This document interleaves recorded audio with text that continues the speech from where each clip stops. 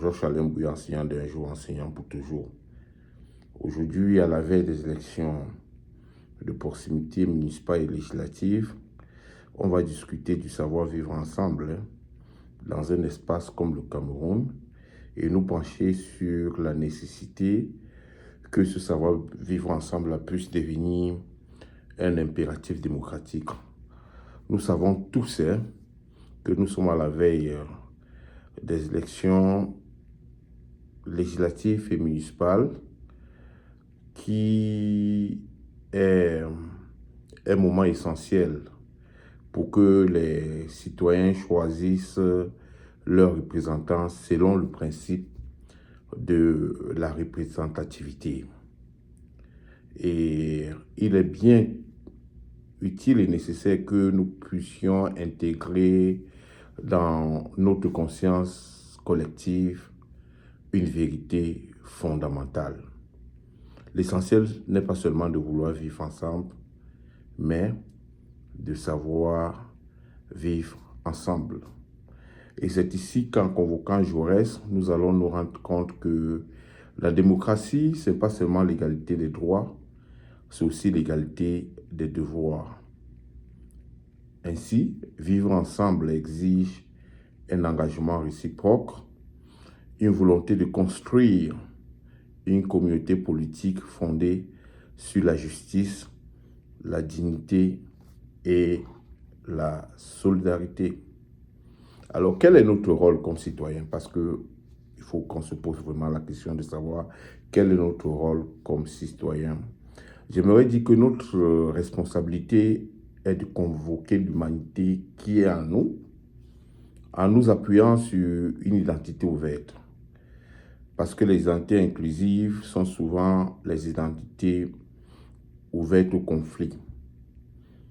Il faut donc qu'on s'ouvre aux identités ouvertes, universelles, qui nous éloignent de certains penseurs, de ce que certains penseurs appellent le consentement meurtrier, qui lui-même veut dire quoi? Le consentement meurtrier, c'est l'acceptation passive de la violence, même de la violence des mots, de l'injustice et de l'indifférence. Alors, Jaurès encore disait que l'humanité n'existe point encore ou existe à peine. Il dépend de nous qu'elle existe. Donc, dans notre environnement, là, il ne faut pas seulement se plaindre de l'absence de l'humanité ou de l'humanisme que nous avons. C'est chacun de nous qui devrait participer à la construction d'un humanisme tel que nous le dessinons et tel que nous le voyons. Alors, cette phrase-là même éclaire notre époque, car être de la même identité, et nous confondons ça souvent, ce n'est pas seulement partager la même origine. Être de la même identité, c'est savoir se raconter, se reconnaître dans la même histoire commune et dans les mêmes valeurs partagées. D'ailleurs, les gens de la gauche comme moi pensent qu'il est plus facile de défendre les intérêts, quand vous avez tous les mêmes préoccupations, que de défendre les intérêts dans une communauté identitaire. Vous voyez? Et quand on va arriver sur le problème de la ville de Douala, les gens comprendront bien ce que je veux dire. Et comment faire pour faire face aux problèmes, aux défis transversaux? C'est une urgence collective, car les enjeux qui traversent notre société, les deux villes que je connais, Douala et Mbanga, mon Mbanga natal, sont des enjeux qui n'ont ni de frontières sociales, ni d'appartenance partisane.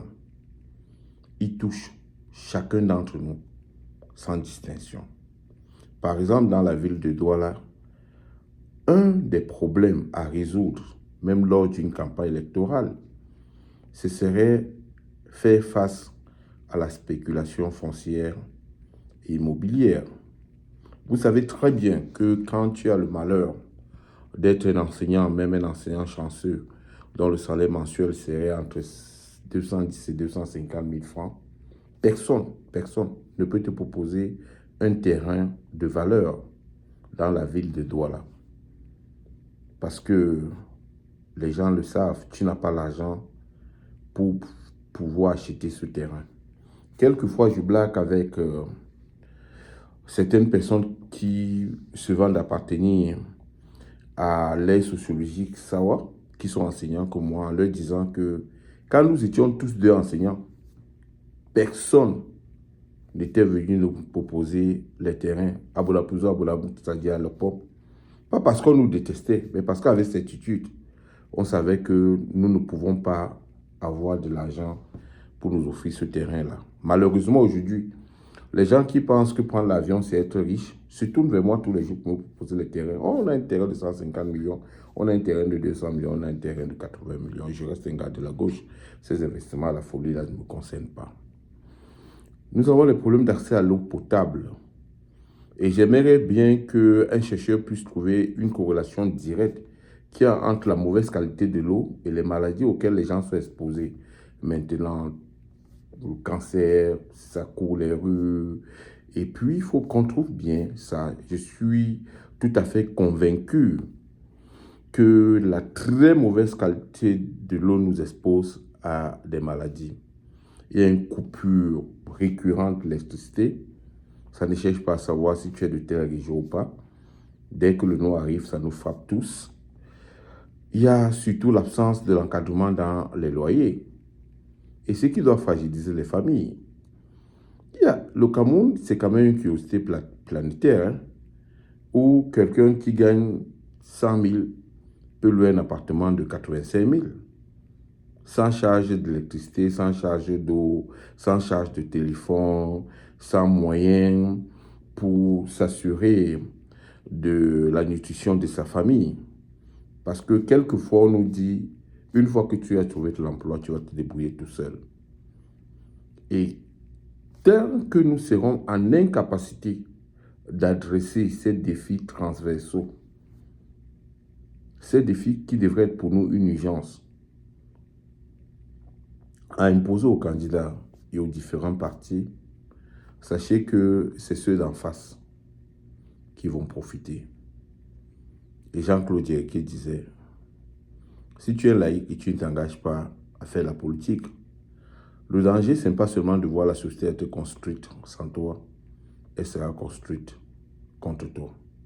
Et j'ai envie de dire aux citoyens aujourd'hui, si tu es un citoyen d'une ville et tu ne t'engages pas dans le choix des dirigeants de la ville, tu peux être certain que la gestion de la ville ne sera pas seulement faite sans toi, elle sera faite contre toi. Et c'est ce, comme j'ai l'habitude de le dire, un autre Cameroun est possible, c'est seulement si nous agissons autrement.